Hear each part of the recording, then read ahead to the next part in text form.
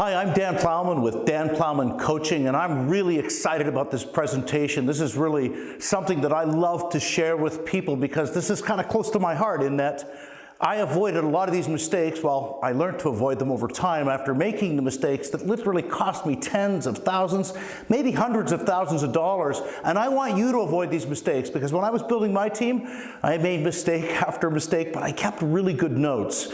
I'm going to share this with you so that it can steer you in the right direction more effectively and save you a lot of money as you generate more leads, as you grow your team, and as you build your business. So let's get started. We're going to talk about the 7 deadly mistakes of real estate building, the 7 deadly pitfalls that you want to make sure that you avoid.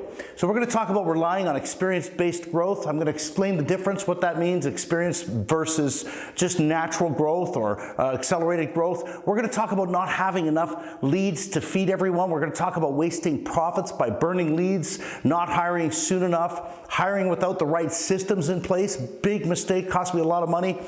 Training your competition. Nobody likes to train their competition, and we're going to talk about how you can avoid that. Not producing residual income, and certainly not fast enough, because I think residual income in our industry is something everybody, if you understood it more thoroughly, would certainly aspire to have, because residual income is a fantastic thing. And we do work and live in the best business in the world. A lot of opportunities for us. All right, let's get started.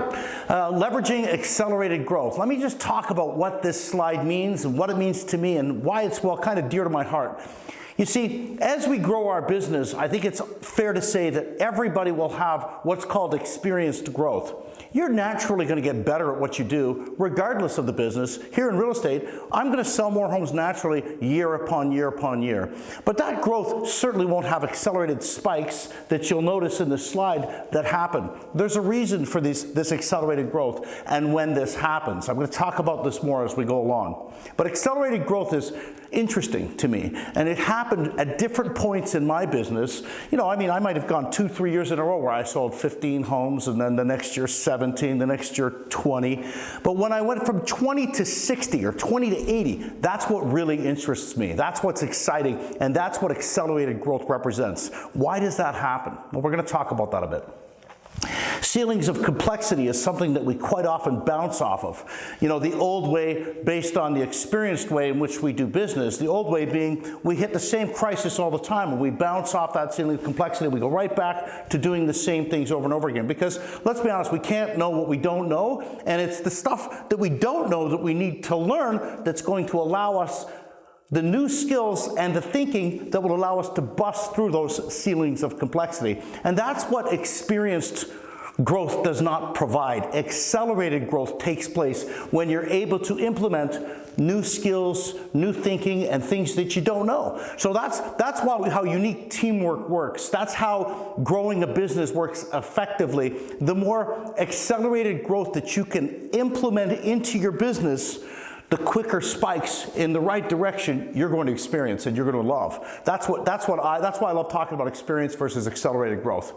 So this was me as a single agent. Now, please understand, these are just some of the many tasks that we as a large group of real estate salespeople in this industry experience. These are just a few, but I think we would all agree that we wear many hats. We wear many hats, we do a lot of things, and although all of these things are extremely important, I want you to know that a lot of these things are what are holding most of us back from actually having a business that can have accelerated growth and experience much better results than what we will experience if we stay on our own. So when leverage begins, because some of the things that excite me when I was growing my business was understanding and knowing that if I leverage people, technology, and marketing properly, I can experience this thing called accelerated growth. And I didn't realize that until I tried a few things, made some mistakes, spent some money where I shouldn't have. And that's kind of the purpose today, in hopes that you will avoid making those same mistakes. This is going to help you streamline your business. But you want to make sure when you bring in your first person or your first, leverage your first assistant, if you will, an unlicensed person, you want to make sure that you have a clear job description. You want to make sure that you're doing this in an effective manner. And for me, it was a scary, scary time. I was concerned about this position because although I might have been making, I think I was about $200,000 at this point, and for whoever you are, whatever marketplace that you're in, that may represent a different number when you leverage this person. For me, I knew it was time because I was literally dropping the ball with clients. I wasn't able to take on new clients. I wasn't servicing the ones I had properly. I was on that hamster wheel, if you will, running like I felt I had no purpose other than I was just responding and very reactive to everything that happened in my business. So something had to give. And I was also dropping the ball on a lot of the things that I didn't love doing anyway, but they needed to be done properly. By the way, this person with this hat that profiles for this position will not only do it more effectively and better than you do, it will allow you the freedom to continue to work within your unique ability, which is working with clients and people, and the natural evolution of that is that you'll do more business. And that's ultimately what we want. Of course, I look back now and I see the results that came from taking these steps, these risks. And for you, I want it to be a calculated risk. That's why I'm sharing this with you. But when I look back now at this, I realize and understand I wished I'd done it sooner. So that's my hope for you, that you'll all take these steps when the time is right. So let's talk about how leverage continued, because it was me and I had my unlicensed assistant, and it was time now because I was able to work a little bit more on my business and generate more opportunities for everyone, which meant I was actually spending more time with clients. As a result, I was able to bring in some partners now. And this is when my business, again, took another leap in the right direction.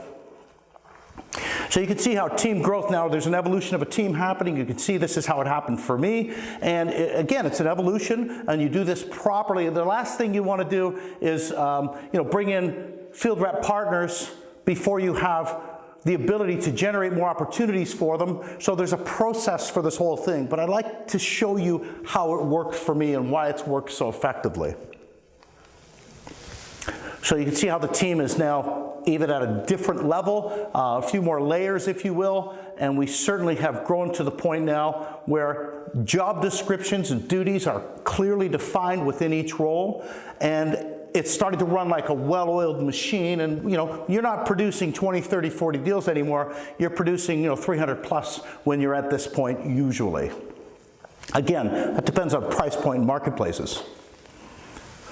So let's talk about having enough leads, because I know one of the biggest things people say to me right across wherever I'm working with, people will say to me is, I just need more leads. If I could just have more leads, I'll do more business. Well, that's not always true. I know for me that when I was generating leads improperly and not converting them properly, they actually were just a liability. They cost money. They cost money, and if we can't convert them at a high rate, that's a problem. But let's talk about having enough leads.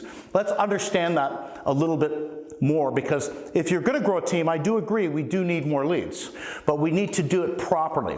When considering building a team, most people fall into this way of thinking. If I hire a good agent, if I just bring a partner into my business with me, they'll want to give me some of their business, because they'll have some business and they'll want to bring it with them and they'll want to give it to me as well. Well, here's the truth, because that's the myth. Here's the truth. You can't expect people to join your team and bring a substantial amount of business, because frankly, if they were going to do that, they'd run their own team. Does that make sense?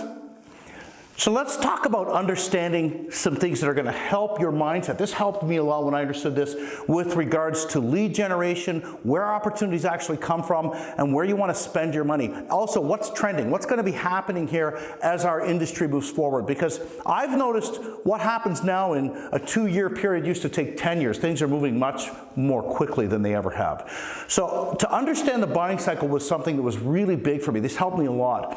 There's a period of time, it's about 14 weeks that an average buyer goes through from the time they actually consider, okay, it's time, we've decided we have to move. For whatever reason, we definitely have to move out of this bachelor apartment. It's time, we need more space, and we're going to move. From that day forward, it's usually about 14 weeks for a serious buyer that they will actually secure a home. Again, that's average. I know some people are thinking, what are you talking about? I work with people that drive them around for a year sometimes. That's obviously, I'm kidding, but for an average buyer, but I will say this, everybody does go through these stages. Let me explain them. The information collection stage usually happens for a couple of weeks, and that's where people are in their home and they're just typing in keywords that are just providing them enough information that they can satisfy themselves that what they want does exist. What they want can be realistic or can come to fruition for them and their family. And then they start to look for homes. They might even do that with still not securing or talking to a real estate agent. They might do that just by going through open houses or even searching and doing tours online. So it's this point, the early stages, that interests me greatly, because most real estate agents haven't tapped into the opportunities that exist. Let me explain a little bit further here. Online lead generation, here's a myth that I'll just say this to you because I think it's important. Internet leads don't work. And I've had a lot of people say this to me, and when they say that, real estate salespeople come to me in my marketplace and say, yeah, internet leads don't work. I'm the first to say, you're right, they don't. You should never try that again. More for me. And I want you to know the truth is that most realtors just don't know how to deal with internet leads. More specifically, they don't know how to convert them. It's a different game than just someone who's calling you further along in that buying cycle and they're ready to move into a home. Internet leads, especially early on in that buying cycle that I was explaining to you, it's a different game. And if you don't understand the value in the follow-up and the connection that's made early, you will burn those leads and you will constantly believe that internet leads don't work. Big money game changer for me when I realized that. The power of the follow-up in an internet lead is amazing. Our success in online lead generation, I want to share this with you.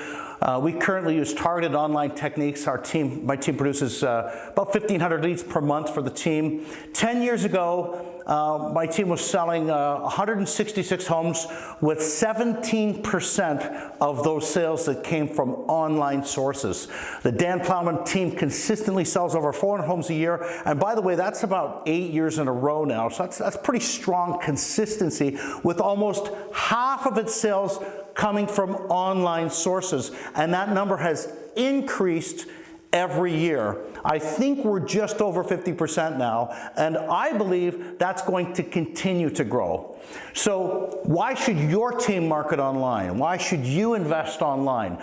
Look, if 95% of people start their search online, we need to pay attention to that. We need to say, what can I do to up my game and my skills so that I'm a part of taking advantage of the opportunity that's here? Only 25% of realtors have tapped into online lead generation sources that actually take this seriously and have upped their game in all respects so that they understand the value of a lead that comes from an online source, and they treat it with the respect it deserves, and they give it the proper follow-up sequence it deserves, because the business that comes from that is not only guaranteed, you're not competing with other agents 90% of the time. So this is viable.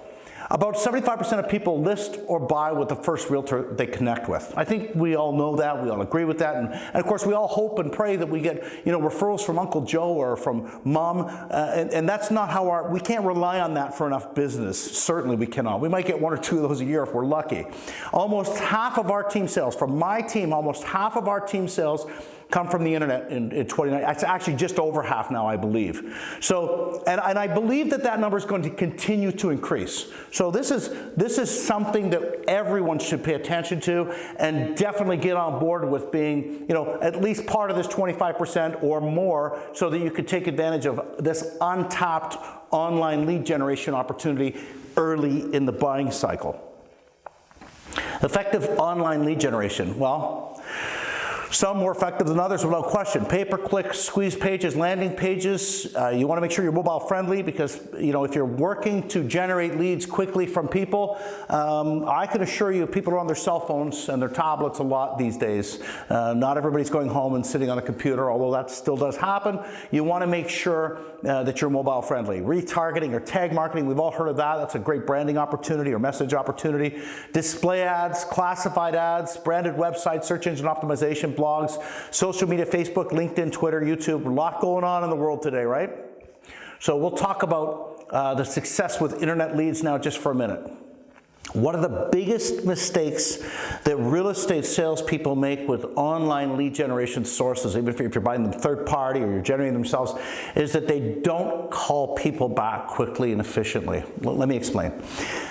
The world moves quickly today, and I know for the consumer who's sitting in their living room or in their office at home or on their tablet, if they're doing a search and you happen to capture that lead or that information on a squeeze page so that they can continue to browse, whatever the reason may be, if you're not back to that person within 10 minutes and you're calling them back 2 hours later or 2 days later, I can assure you their response to you is very, very different than if you call them when they know what you're calling about.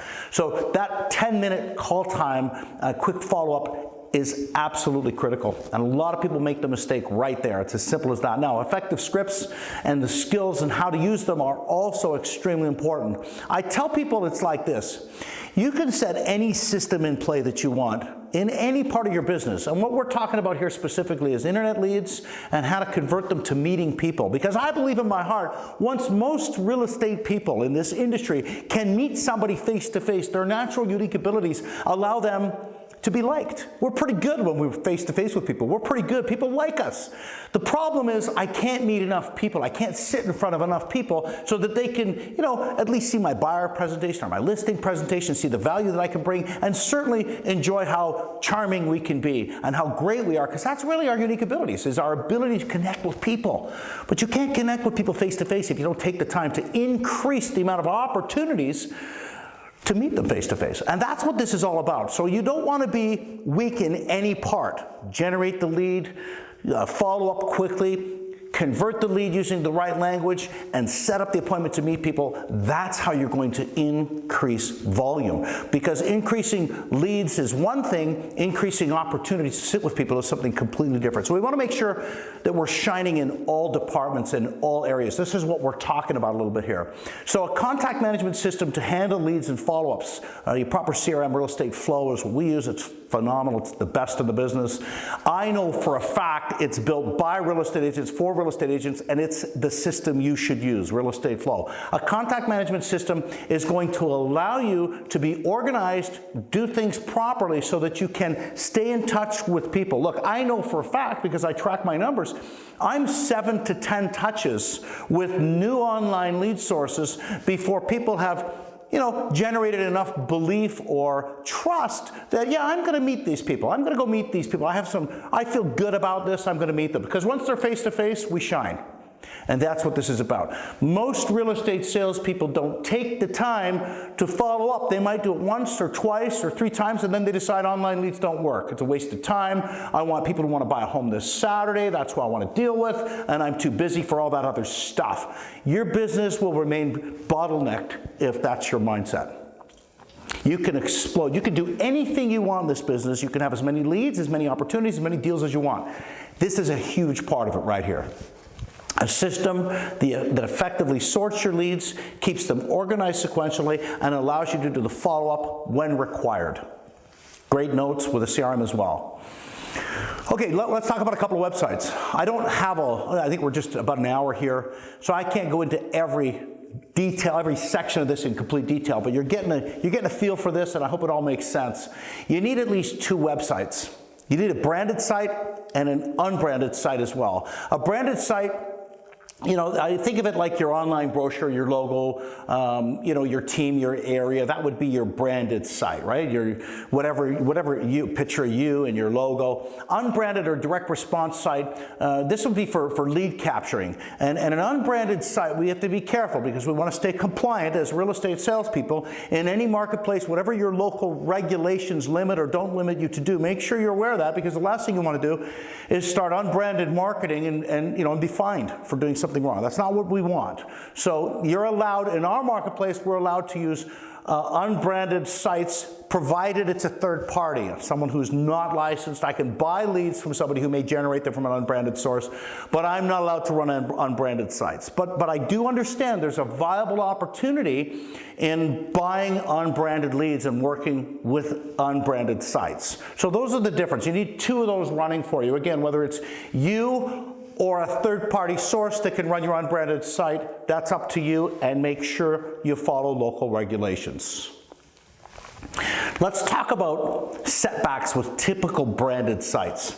I think that expectations are sometimes a little high or incorrect when it comes to branded sites. These aren't usually designed for lead generation, and if they are at all, it's usually further in the buying cycle where people have decided, yes, I want an agent, yes, I need an agent. And the problem with that when it's further down the line in the buying cycle is the masses or the majority of buyers that are available to us have already been scooped up or are already working with somebody else. So even if they're inquiring on our site, they're already connected to someone else. So we're sifting and sorting through that, trying to find the odd one that hasn't, which is a bit of a hassle. But they're not usually designed for massive lead generation, certainly not massive. Designed for showcase, they're designed to showcase our listings. Look how nice my website is, look how nice my listings are. They certainly do give away too much information. Listen, people that are further along in that buying cycle that are on your website, getting all the information they want today, they have no reason to talk to us. They have no reason to listen to our value propositions that are going to allow us to invite them with great reason as to why they want to sit with us. Again, that's what we're trying to achieve, because that's when they'll like us, that's when we shine, and that's when we make a connection. It's easy to fall into search engine optimization money pits. Look, I've been down this path.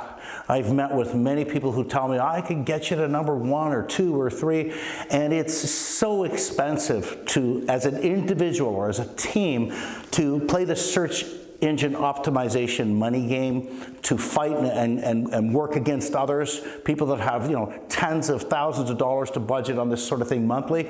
It's a game you may never win. You may never win. So don't fall in that money pit. Low conversion rates with branded sites typically. And a lot of us will focus on the traffic, or a lot of people that are running our branded sites will focus on, look how much traffic you're getting to your site, and not the conversion. I mean, I can have all the traffic in the world. If I'm not making any money and it's costing me money, that's a problem. So there's some of the setbacks with typical branded sites. Let's talk about how unbranded leads are generated. Traffic is generated via ads, and conversion of traffic is generated by squeeze pages. So an effective ad, keywords to take someone to a squeeze page, we're able to capture information for people who are inquiring for whatever reason about real estate. Now, from my experience, being in the business almost 30 years now, I know for a fact most people that are inquiring about real estate and seriously leaving their information that were captured on a squeeze page, they're considering a move. Whether it's 2 weeks from now or 2 years from now, I don't care. But I'm not leaving the business the next 2 years. And if we have that mindset and understand the value of that, we see that lead and opportunity when we communicate with that person as viable. That's a great opportunity. That's as good as a sale to me, because I'm going to now set that in play to set a follow-up, to stay in touch with that person, and the more of those I have, the more deals I'm going to spit out the other end. You see, doing more deals is a natural byproduct of doing the right things. And we're talking about lead generation, one of the big things that we do, that we want to do better, and we want to have more opportunities always in this category, in this area. And that's why we're talking about this unbranded leads and how to generate them as well. So if you generate traffic with ads, for example, this is an example of a site you might end up landing on if you're searching for homes. This may be somewhere you would land, and it's going to allow you to then go to a squeeze page, which will give you an opportunity to have something of value for you as someone who's searching for a home. And if you want to know the value of your home, for example, just take 10 seconds to complete, and this will prepare a report for you. Great, that's awesome. That's going to convert traffic, and that's called a squeeze page. By converting traffic, I simply mean this. I'm capturing name, address, and phone number. I want phone numbers, people. I want names and phone numbers. We are in the communication business. We're in the relationship business, and I can assure you, I have run sites like this. I have run landing pages where I just ask for, or they can opt out a phone number and just leave emails. I want you to know that's a really tough way to do it. It's a lot of emailing back and forth, a lot of time spent, very small return, very, very, very small return. We need to be able to talk to people. I am insistent on getting phone numbers. That's how I do it. It works. And again, I'm doing this so I can help save everybody a lot of money as you grow your business. Benefits of using third-party lead gen. So again, in my marketplace where we work, we're not allowed to generate unbranded leads. We're just not allowed to do that. Everything we do as realtors must be branded and clear that it's, which brokerage and who it is and who I am, and that's fine. But the nice thing about using third-party lead gen is there's less liability, less time wasted, less money spent, and there's an expert dedicated to providing results. Look, if somebody's going to provide me with unbranded leads who's an expert at doing that, and they're good leads, it's coming, and we have a good relationship, I'm going to consider that without question. And there's a lot of companies doing this in most or all marketplaces now. So here's what to look for. Here's what you want to make sure that you can be asking the right questions or be an educated buyer, if you will, as you enter into buying unbranded leads. And this took me a long time to learn this stuff. You want to make sure they have a low scrap rate.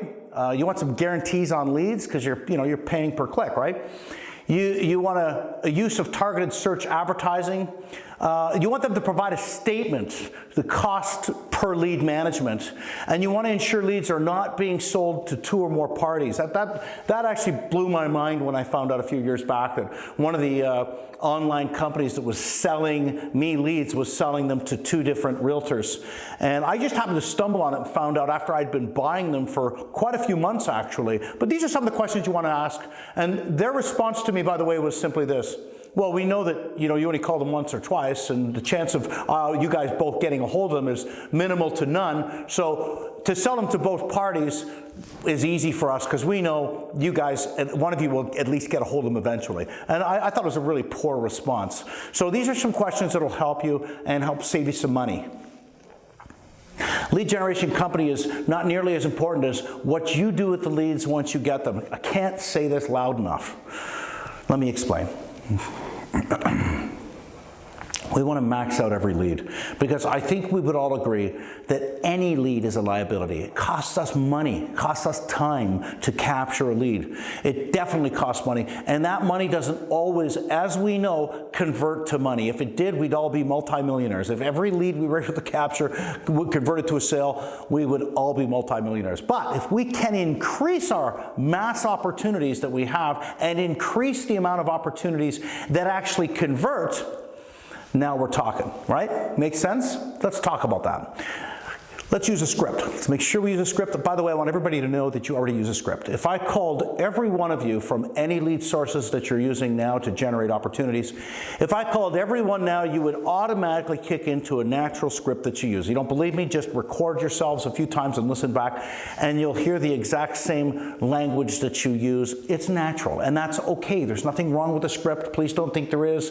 I know some people say, I don't want to use a script. I don't want to sound scripted. I want to sound more natural. I want to go with the flow. Listen, whatever you do, I guarantee you, in most situations, especially sales, you use a script. All I'm suggesting is why not use the language that's going to allow you to convert at the highest possible level? Because that's when your money makes more sense. Consistent game plan equals consistent results. Never miss parts of your offer. Smoother transitions. Improves conversion percentage. More transactions. Easily duplicated. And you can train. Here's the cool thing. As you grow your business, you can train anyone to do it. So it becomes duplicatable as you use the right language. The highest and best use of the best language, I can assure you, makes a massive difference as you enter into this world of generating more opportunities. Here's some common objections, again, of using a script. I just mentioned a couple. I don't want to sound fake. I can't memorize that much information. I hear that one all the time from people. I work best off the cuff. Well, yeah, you do, but I can assure you it's still a script. And by the way, when you learn the proper language, your personality and ability to work off the cuff doesn't go away. It actually comes back into now with the best language, and you have much higher conversions. You never know where the client is going to take the conversation. That's why I don't know if I can use a script, because I never know where they're going to take the conversation. It doesn't matter where they take the conversation, because when you have proper script, proper objection handles, you're always in control of the conversation, which is where I want to be if I'm building my business.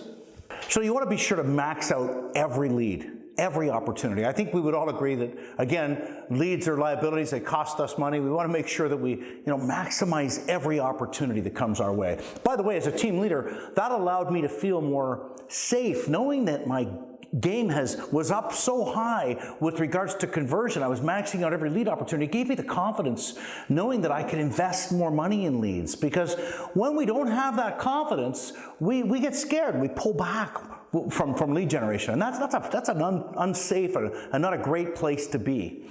So you want to use a script. Again, we all use a script anyway. Trust me, we do. Why not just use the script that's going to give us the highest and best return? And that's what this is about.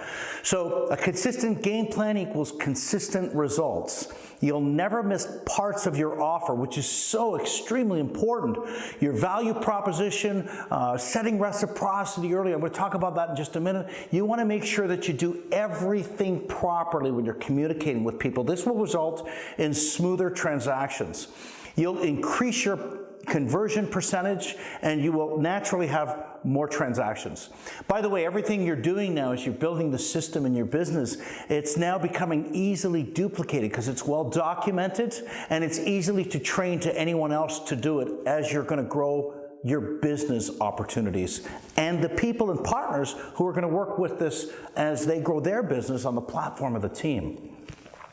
So here's some common objections that I hear from people when we talk about using a script. I don't want to sound fake. Okay, well then don't sound fake, because everything you do now is scripted anyway. It's just become so natural for you that it doesn't sound fake. And that's what happens after a script that has the highest and best return is internalized. It just becomes natural for you. I can't memorize that much information. I don't agree with you, because believe me, we as real estate salespeople can talk sometimes better than anybody in the world. And we can memorize anything. And once we do, why not memorize, again, what's best for the highest conversion? And once we have that information, I can assure you, your business will go to another level. Your conversions will increase.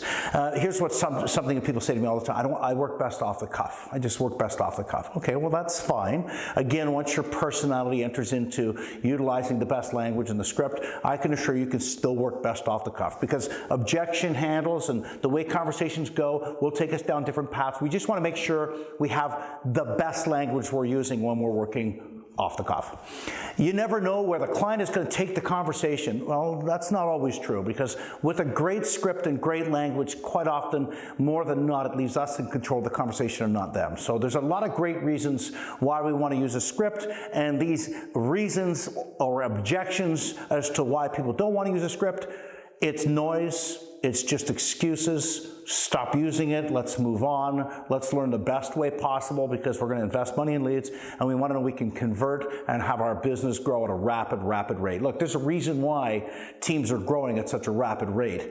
These are some of them. So, pay attention and dive in, and your business will go to another level.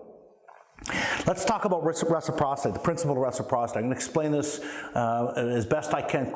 Reciprocity is the first agreement you must get with a lead before language and scripting. It helps to differentiate us from pushy salespeople or telemarketers. Remember, we're calling people back within 10 minutes they've made a request. And when we're calling people back that quickly, and we're calling people that maybe we're not in their call list as friends or family, their mind is going down the path of who is this and what's this about? And they're just quickly going through all the scenarios. And one of the biggest ones that comes to mind is this a pesky salesperson? And we're getting more of that telemarketing actually right to our cell phones these days. And we want to make sure that we're not putting that category in their mind, or the conversation quickly goes south. So people have requested something of us, and we will, in return, will offer something to them. It's kind of like a give-taker, equal trade philosophy. I'll give you an example. I was in a department store months back, and I remember looking for, I think it was a Christmas item. It was a Christmas item, and it was a toy, and the arm was broken on it.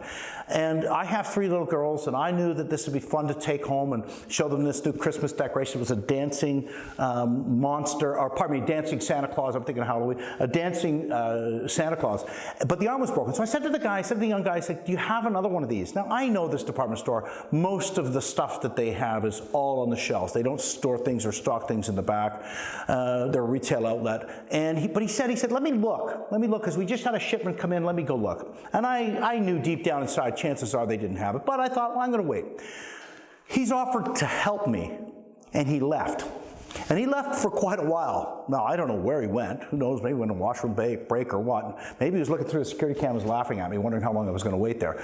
But I was so compelled to wait because he was offering to help me. That's the power of reciprocity. And I'm looking at my watch, and I'm thinking, this is ridiculous, I gotta go. It felt like 15 minutes, it was probably only 5 that he came back and he said, hey man, I looked everywhere, I couldn't find one, I apologize. And I said, thank you very much. That's the power of reciprocity, compelling. So can you imagine if you made a request for something online and I called you within 10 minutes, so you're still in tune with what you just requested or where you just were maybe on the computer. And the first thing out of my mouth was, Mr. or Mrs. Jones, I see that you've made a request for this, and I want you to know I'm sending it to your email at Mr. or Mrs. Jones at whatever.com. Is that correct? Your response is going to be, oh, yes, thank you. You see, that is setting the tone for the opportunity of what's called equal trade philosophy, or give and take. Now we're going to talk, we're going to have a communication, and by no means does that introduction allow your mind to think that I'm a pushy salesperson or a telemarketer. I've just set myself apart from all that. Now we can have a conversation. So you can see how language and the principle of reciprocity and how we start our conversations, especially with these online leads, is so incredibly important out of the gate. So we always want to end sentences with a question. It keeps the conversation going. Make sure we start with creating that feeling of reciprocity. By the way, this reciprocity example I just gave you with regards to communication can be used in a lot of things, with a lot of different facets and times in our business where we communicate with people. You want to ask benefit to the client questions, benefit type questions to the client, how it applies to them. You want to provide a better way, an offer that they can't refuse. A strong value proposition, there's a lot to be said for it. Close for an appointment when they want what you have, because a strong value proposition will give you the opportunity to close for the appointment. And that's, again, what we want. We want to just meet these people. Too many of us, when we're growing our business or building our business, we're always trying to go for the kill. Like, when do you want to buy? Do you want to see homes this Saturday? We can go look at homes and you can buy a home now. And that shouldn't be the reason why, or the conversation we have with people, especially people we don't have a relationship with, people we haven't met yet. They'll push back. They'll push back. Don't push me that fast. Don't push me that hard. Hey, let's just do this slowly, especially knowing you haven't met these people yet. You want to handle objections smoothly and with benefits. And you want to get off the phone quickly. Once you have an appointment, you want to move on, right?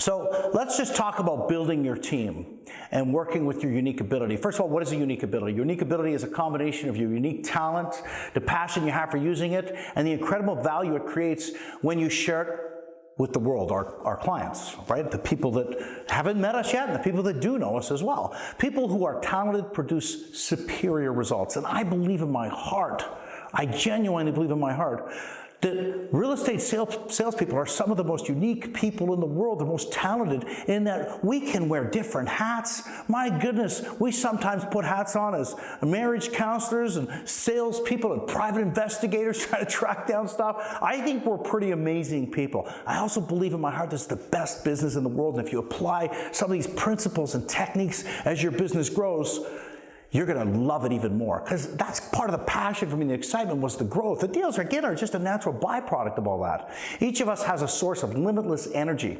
creativity, and potential growth. If you tap into your own, you'll find the source of all your best successes. If you can tap into others and other people as you grow your team, you have the making of a dream team. You see, again, growth and development is just a natural byproduct of doing the right things. So you want to make sure you have a great foundation for doing this. Delegation doesn't need to feel like dumping things when you're bringing people onto your team, by the way. You want to think of it in this manner. There are things that you love to do that you're fantastic, that fascinate you, that you're really good at as well, that might bore someone else to tears. Likewise, the things you hate doing would be for someone else also an exciting opportunity. I can remember when I hired my first unlicensed assistant, how when I was giving them the things that I wanted them to do, it was all the things that I, A, wasn't good at, and B, didn't love anyway, because we tend to kind of be good at the stuff we love, but maybe that's why I wasn't good at it, because I didn't love it. And I remember not being excited about it, and their response to me was, oh yeah, this is great, I'm really good. I was like, wow, this person's kind of odd, but good, this is a great fit, right? Because prior to that, I made the mistakes of recruiting someone as I wanted to grow my business and your qualifications, because I didn't have clear jobs descriptions and roles laid out. So basically the qualifications early on that cost me a lot of money until I realized I needed to systemize this was you had to have a heartbeat and a real estate license. And then if we connected and you liked me and I liked you, yeah, we're going to do this. Well, I didn't need another me. I needed people to handle the other parts, right? So the trick is to begin identifying the unique abilities you have around you. So you know whom to delegate to or who fits best where on your team, right? When you witness the creativity, energy, and passion that's released when the right person receives the right task, you'll come to believe that every delegation is a gift. And I believe that in my heart. That's what makes this world so colorful and wonderful, is that everybody's good at different things. So if we, as team leaders, as people that grow our team and our business, can figure out who fits best where, that's pretty amazing, right? So there's some benefits of delegation. The more of these activities you can give away, the more you'll be focusing on your unique ability. Not only will this free up time that you can fold back into your personal life or your business, but you'll notice a big jump in your productivity. For me, as I was growing my business and I was able to delegate tasks that were being done better by people who were better suited and enjoy them than I was doing with them, not only were they in a better space, or my business was being handled in a better manner, the free time that it gave me allowed me to spend more time working on my business and not caught up in it. You want to set expectations with job descriptions. Again, job descriptions set out expectations clearly. If a team member's not meeting your expectations for whatever reason, this is the first place to look. Did we clearly articulate what was expected? And are you visiting that enough that they know they're staying on track and that you're not pushing them off track with other things? Job descriptions provide an opportunity to communicate your team's goals and inform the team member how they fit into the big picture. Listen, people want to be a part of something bigger. They do, and if they feel they're a part of that, and if you're really clear on what your team goal is, it's pretty exciting when you can help someone understand why they're so important to reaching or achieving that goal. It gives a lot of value and purpose for people. Keeping everyone traveling in the same direction in accordance with your goals, vision, and mission is essential. It's absolutely critical. But all of this doesn't necessarily mean our partners are going to perform at the same level of service that we would. Let's remember, if these guys were as good at converting business as we are, remember, they'd probably start their own teams. So there's a reason we're here, to help direct and ensure that through training and continual growth, that we're of value for them to grow their business, and that they're in a better place to do that than that of what traditional real estate might offer. All right, do you need to add team members? If not yet, how do you get there? It's a good question. And for me early on, I was doing it all. I was wearing all the hats until I needed the next person, if you will. Identify dollar productive activities versus non-dollar productive activities. And I think that's important to understand. You want to identify time bandits, time wasters. I call them time bandits. And one of the things that we do is I'll track my whole week in every 15-minute increments. And then I'll highlight what was business, what was personal, and what was a time bandit with 3 different colors. I used to use red, green, and yellow. Red, by the way, was stop doing it, time bandits, it's killing me. Green was business, and yellow was, okay, that's cool, that was family time or free time, whatever. And those things are important, but I can assure you the amount of time bandits, once I identified what was going on in my week and I look back, blew my mind how much time I was actually wasting on things that I didn't want to continue. And so it's important to understand who you are, what you're doing, and what's happening with your time. Be sure you're on the path to do more, and that's what this is about. To work toward your first hire, we must all leverage people, technology, and marketing to grow our business. And I know there's a lot said in that sentence, but it's true. And we're talking about that in detail. That's what we're getting through here a little bit today. But I do know systems are the key. I can't say enough about how systems have literally changed my life and allowed me to have a life that I believe is one of the best that one could wish to live. I absolutely love residual income. I love this business, and it's allowed me to spend a lot of time with my family and have a great income. So don't assume people you hire will want to stay working for you after they've learned the ropes. And that's one of the concerns a lot of team leaders have. You know, last thing I want to do is hire, train somebody to teach them everything I do. Because I end up training my competition. Isn't it funny how they never move to another state or another province? They always end up working in the same office, right? But with the proper systems in place, you can ensure a more successful experience with a predictable outcome and better retention. Listen, with hiring systems, recruiting and retention systems, and training systems, not only will you recruit people that will want to be in this environment to grow this culture, this team, and move in the direction of the goals that you have and the mission, the values that you represent, I can assure you with your training systems and the growth opportunities you're going to provide for them continually, they'll be there for a long, long time. I have people on my team that are still here from day one when I started 15 years ago. So that's pretty cool. 10, 12 years, 15 years. So I've got some people here that have been here a long time. There's a reason for that. Let's talk about hiring unlicensed staff. What tasks do you perform daily that make you money? What tasks do you enjoy? What tasks do you not enjoy? What tasks could you delegate? What tasks could someone else do better? And those are great questions. After this presentation, write those down and take a look at that in your business. And I think once you understand specifically what they are, it'll help you to move in this direction. And that's what I want to do for people. That's what I want to do, is help you move your business down this path of leveraging people, technology, and marketing.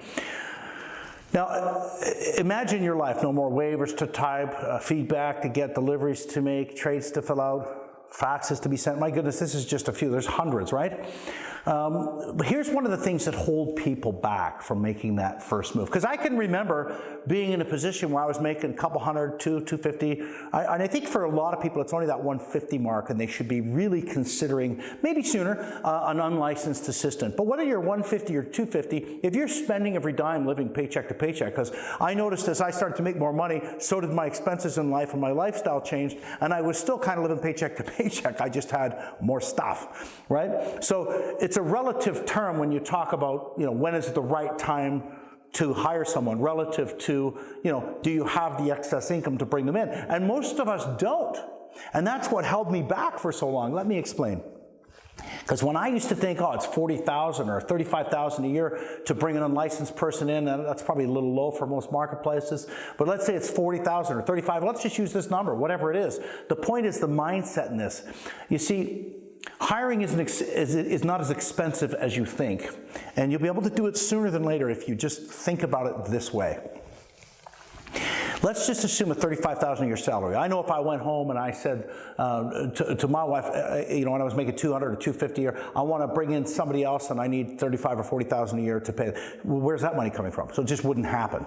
But if I said to myself in my business plan, in my business mind, I put in the business hat now, well, let's just do this. Let's divide that $35,000 by 12 months and multiply that by 2. That's $5,833.33. That's my risk, because that's how long, 60 days, I'm going to put someone in on probation. And I'm going to have a clear job description, and I'm going to have them working very efficiently at things that they can do better than me, which is going to free me up. Sure, for the first couple of weeks of that 8-week period, I'm going to need to spend a little more time with them, but that's the investment, right? Sometimes it's 1 step back for 3 forward. Well, let me tell you, this is some of the best 3 steps I took forward quickly when I did take this step. And my intent of this slide is helping people that are close to this actually understand that you can make this investment, and it's calculated and it's safe. Because that probationary period, look, if 60 days go by and they did all that other stuff you're not good at, and you spend some time with another client, you'll probably make more than that, probably 3 or 4 times more than that anyway. And that's the return. This is a pretty safe way to think of this. Here's the cool thing. When you get the right person, right, you've now got that for life. You've got all that time freed up. You can work on your business more. And $35,000 in most marketplaces doesn't represent but 3 or 4 deals to us. And I can assure you, to have somebody take all that stuff off your plate, this isn't about 3 or 4 more deals as you grow your team. This is probably more like 30 or 40. So this is a really big consideration that I think has a lot of value for people when they're ready in their business to make this, right? So measure in terms of an increase in your dollar value productivity, and 60 days gives you that idea whether or not this person's going to work out. And even if they didn't, all the stuff they did, you're going to do an extra deal or 2. Recruiting the right partners. Make sure it's the right time. You want to recruiting these people at the wrong time without leads or business will be nothing but frustrating and expensive. And a lot of us do that, and I have in the past too, just out of ego. Yeah, I've got people on my team. I've got partners. I've got people that work for me. And you want to make sure this is not ego-driven. This is business-based on the fact that you have enough business flowing for them to prosper in your environment as well. You want to use, we do an information session, and you want to, that's a great way to, when I put a bunch of people in a room, to do an ego check, and it helps with the sifting and the sorting process. There's a lot of people that might want to work on your team or work for your brand as you're growing it. And when I do a group session and invite people here, some will call me or try to call me, and they'll say, well, I think we can just meet for lunch. I don't want to be in an information session with other people. And I want you to know, if that's beneath some people, I can assure you, those are the kind of people that probably won't follow systems. It's a great way to sift and sort and get rid of some people that have their own ideas that probably won't follow yours, is my point. Recruiting steps. You want to run an ad when you're ready to recruit people. Remember, we have an abundance of leads now. We have our objection handles, our scripts, our value propositions, our buyer presentations, listing presentations. Everything's in play now. We're doing really well. We spent the time to make sure everything's up and running, and we have great solid systems. But now it's time, because we have an abundance of opportunities coming our way, to recruit somebody. You'll run an ad, Kijiji, Facebook, newspaper, Craigslist, whatever you use in your marketplace. You want to pay for premium placement at the top of the page. Promote Facebook ad or Indeed or whatever. You want to set a budget. Don't kill yourself. Set a budget, $50 a day, whatever. And you want to hold an information session, as I alluded to and just mentioned earlier.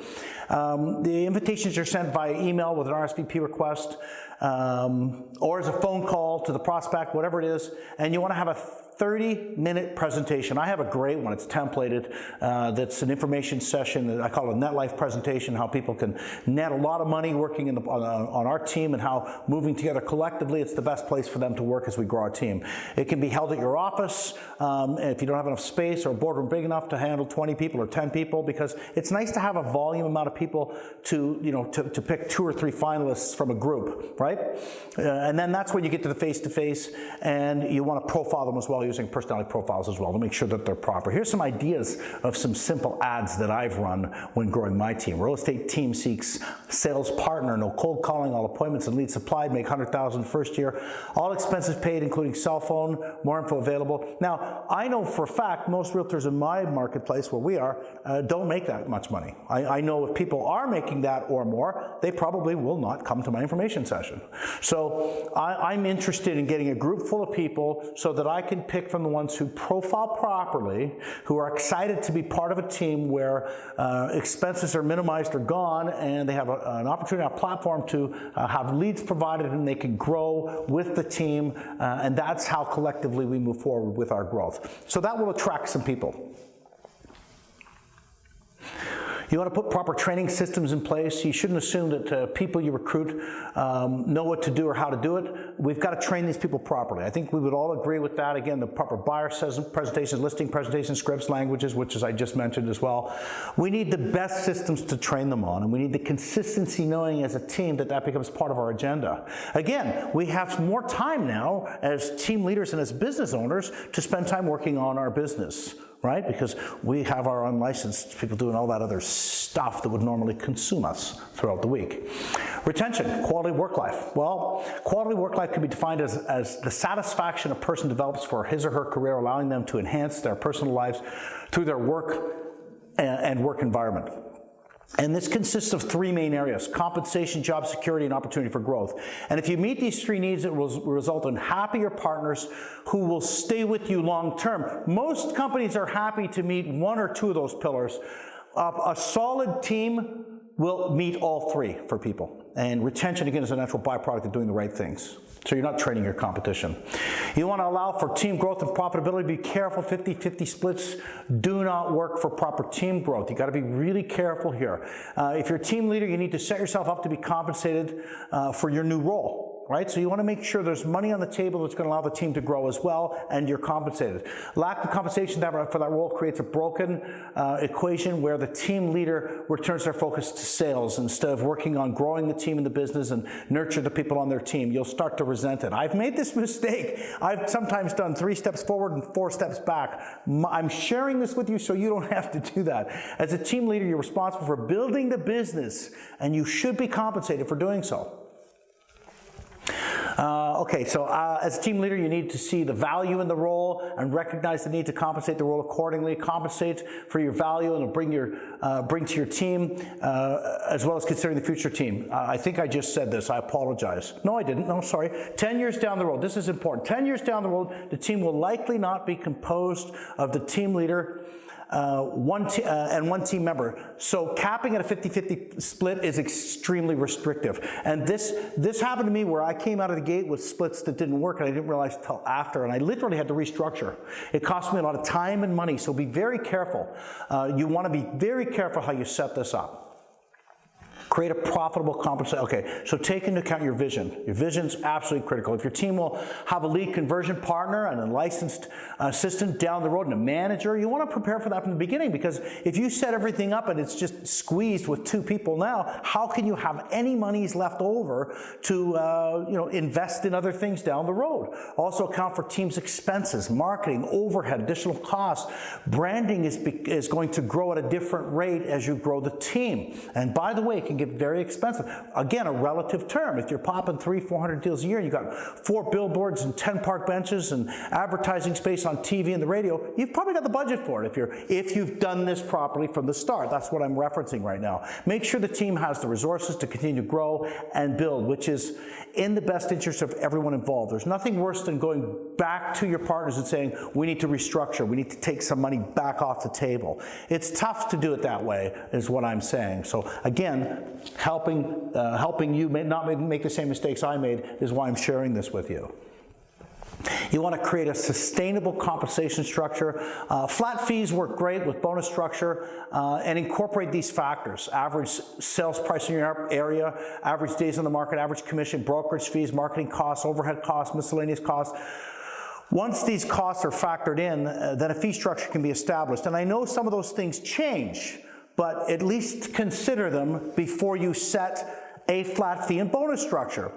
We can help with this if you require and when you require help in this area. This is going to help with job security as well. Look, where there's an abundance of leads, and you know there's an abundance of leads, this is why it's so important to recruit people at the right time once we have that abundance of leads. And to ensure we have the leads to support your partner. That, as a team leader, that becomes my focus. What can I do? What can I continually do to make sure there's an abundance of leads and opportunities, conversions is high, and again, because the deals for them as well, my partners now, is just a natural byproduct of doing the right things for all of us. Proper training. I want to provide the proper training to our partners so that they're going to be confident the knowledge they have and the best tools will allow them to be successful and convert at a high rate when they're dealing with clients. Open communication, weekly meetings. I can't emphasize enough how important it is. You want to make sure everyone's on track, that any problems they have are being dealt with in a timely manner. Obstacles and objections is one of the topics in our Monday meetings that we talk about. You want to minimize financial worries so they can focus on what they do best. I don't like a lot of expenses being on the plate of a salesperson for a number of reasons. You want to provide opportunity for growth, give your partners a voice, idea forum, continuing education, skill development, personal development, end-of-year letter. That letter to yourself, which forecasts where I'm going to be in a year, allows me to have a free reign of a letter that's going to give me a vision on what I can expect to happen this year. It's kind of a cool exercise that we do. You want to help them create a business plan that pays them in more ways than just financially. And that vision and that end of the year letter, that their vision, their vision for what they believe is going to transpire over the next year, directly correlates with their business plan, and they believe it. You see, once that happens, it's just a matter of then going and doing the do. A healthy team business plan to grow a team inside a brokerage is a fantastic tool for also helping brokerages to grow. It's win-win. When I built my business inside of a brokerage franchise initially, I mean, we had a lot of people. We recruited and grew that business rapidly, and the brokerage benefited from that as well. This is a great opportunity for people to not only grow your business, but to, help the brokerage as they grow, and it's, again, a win-win for everyone. Okay, so a great tool, if you will, or as a team leader is to test the opportunity yourself. I like this. I use this a lot. I've used this a lot as I've grown my team over the years. I want to put myself in their shoes. How would you want them to answer the following questions? Why did they join your team? Why do they stay on your team? What's the biggest draw? Is their business growing? Does it allow them to have a life outside of real estate? And then provide the tools as a team leader that ensure those questions would be answered as you want. So you want to make sure you're in tune with what's best for these people. And by putting yourself in their shoes and answering those questions continually, I think, and I know for me, it kept me in tune with what really mattered for them. Let's talk about recruiting lead conversion partners. Many teams are now using an inside sales department. I call it a lead conversion partners or lead conversion department on my team. The primary responsibility of this role is to incubate relationships resulting in a high conversion of online leads to appointments over time. These partners are paid hourly plus commission. This is a really important role that grows and will be something you'll take advantage of at the right time, and you'll know when that is as you're growing your business or generating or capturing more of those pay-per-click leads, or any lead for that matter can be put through your lead conversion department. Their hourly rate goes down as the deals they produce go up. So it's like a reverse scale, if you will. I hope that makes sense. But as somebody gets more familiar with the role and they're producing more commissions, their hourly rate gladly goes down. They're happy to make more on the commission side.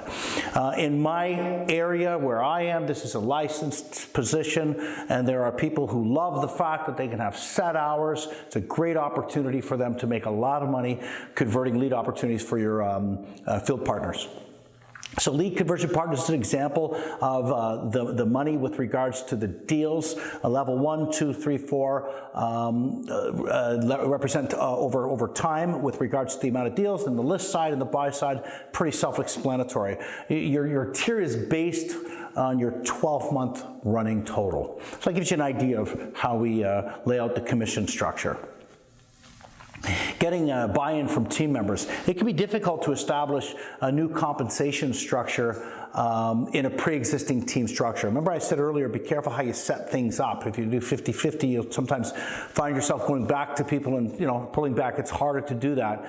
But when you're able to focus on the benefit-driven approach with people, because I know a lot of people, I work with a lot of teams all over the place, and they'll say to me, well, how do I implement this? Because it sounds better, it sounds like it has a lot more longevity, and it's definitely more healthy for my team growth and development, and I get it, it's better for them too, but how do I present that to them, because they're going to be paid a little bit less per deal? And this is how you would do it. Look, if I could show you how to make $100,000 net money next year on our team, because last year you only made 80, let's just say, do you really care about how much you make per deal? Because that's what this is about. We're investing in an opportunity here to grow the team. Or if it's someone that's new and they're at maybe one of your information sessions, because there's always that one person who says, what's my split? I try to get the topic of conversation off of that, and I would give the same response. Look, if I could tell you or show you how to make $100,000 net money in your first year selling real estate in the business with our team, do you really care how much you make per deal? And their answer is always no. I had one lady that said to me, well, as long as it's legal. I thought that was funny.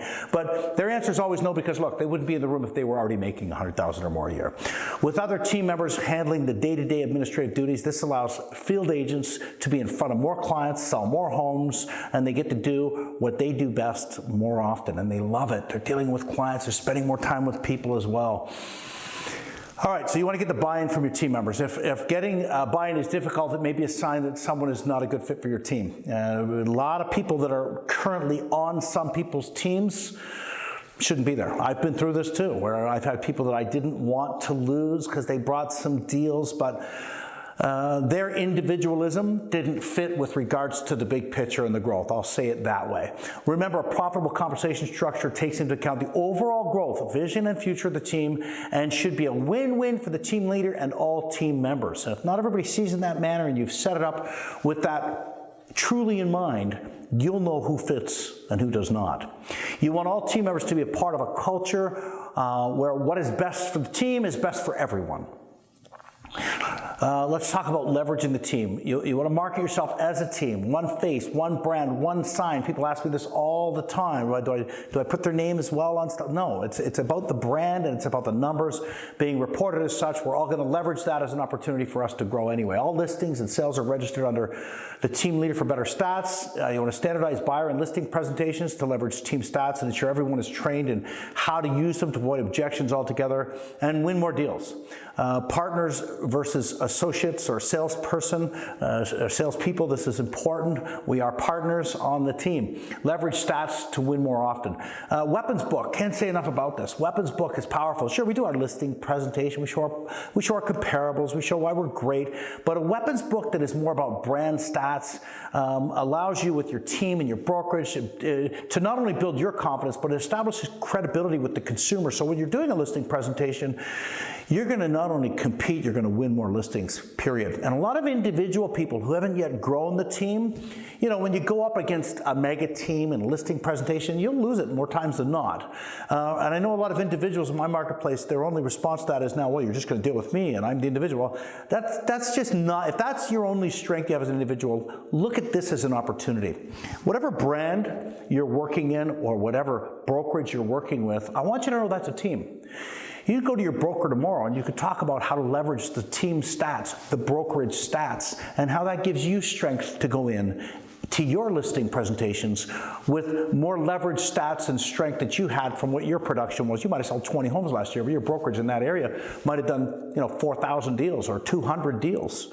So make sure you're leveraging your brokerage stats to give you more strength when you're going up against teams as you're growing your team as well. Make sure you're doing that properly, because not only will that give you more confidence when you go into listing appointment, it is factual and you're allowed to use it. By the way, people don't often remember what we say, but they remember how you made them feel. And if you're able to go into listing presentations with more confidence, I can assure you'll lock down more listings. Maintaining client loyalty. Let's talk a bit about believing that my clients only want to deal with me. Well, here's the truth. Because as I grew my team, I knew there was a problem. I was concerned that people only wanted to deal with me, and I didn't want them to feel that they were being pushed off to someone else. Well, I want you to know that your clients are not loyal to you. They're just not. They're loyal to the standards of the service and the results that you represent. It's our lack of confidence as team leaders in our ability to translate our standards, actions, and ultimately results through others that leaves us with the false belief that our clients only want to deal with us. And it also feels good to know that I'm that important.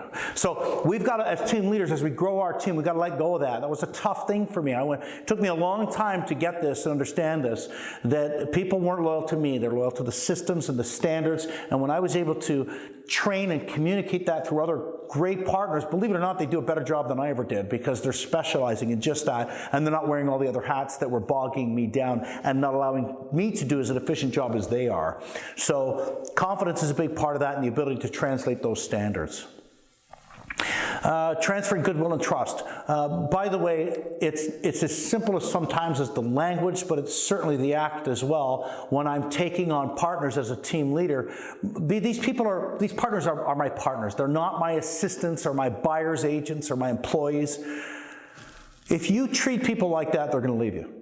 If you genuinely treat people like your partner and they know that your objective as a team leader is to continually be providing them with more things, more training, better things, knowledge, growth, development, more opportunities, I can assure you these people will be with you for life. If you expect them to perform as an equal, they must be treated as an equal. It may seem like a simple solution, but it worked. The fact that I believed my team members were my equals was not enough. I had to communicate it. And the way to do that, by the way, the way to do that was quite simply making sure I referenced them as my partners, right? Okay, let's talk about generating residual income, which is a natural byproduct of effective team systems when applied effectively. Lead conversion, sales profits, when your systems are sound and easily replicated, you're able to add assistants and partners. You can now double leads. You can now invest in more leads, knowing it's going to a safe spot and going to convert at a high rate. Sales and profits will naturally increase, and then you just duplicate this over and over again. You add more people as required, and you do it in a healthy manner, just as you've now learned, and it duplicate. You triple lead conversions, profits. So when is the right time becomes the question, and you'll start to realize that and feel that more easily after you do it the first time. Again, we can help you through this. That's what we do, right? So that's my presentation. Just your takeaways for today. A team allows you to leverage all the success you've achieved in terms of branding, goodwill, and reputation. Leveraging people, technology, and marketing inside of a team will allow you to achieve unbelievable levels of accelerated growth and profitability. When I think back and look back to what I've accomplished, I had no idea this was going to go this big. My intention was one person, one unlicensed, and one other person. That was my intention originally. And when it worked, I thought, let's do that again. Let's do that again. This is unbelievable. This, again, the best business in the world to work in. And I know if we do this properly, that you can have and live the life you want for yourself. When you add team members, when is the right time to do that? You want to use systems that track and generate useful numbers. This allows you to do things in a healthy manner at the right times. The end result is an abundance of residual income, allowing you to work or not to work without worrying how to pay yourself and provide you with a lifestyle that you can have that is amazing. This is an amazing opportunity for everyone. All right, so when you're ready to grow your team, I'm happy to help. We're here for you without question. You can go to danplowman.com now, or whenever you want. You can see Real Estate Flow, the CRM, the contact relationship management system that we use. You can also see Point One there, amazing training tool that allows you to get into more detail specific to some of the things we touched on and talked about today, because there's a lot more details, finite details within everything we discussed. So be sure and visit danplowman.com so that you can have access to that and grow your business in a healthy manner. Thanks for spending some time with me.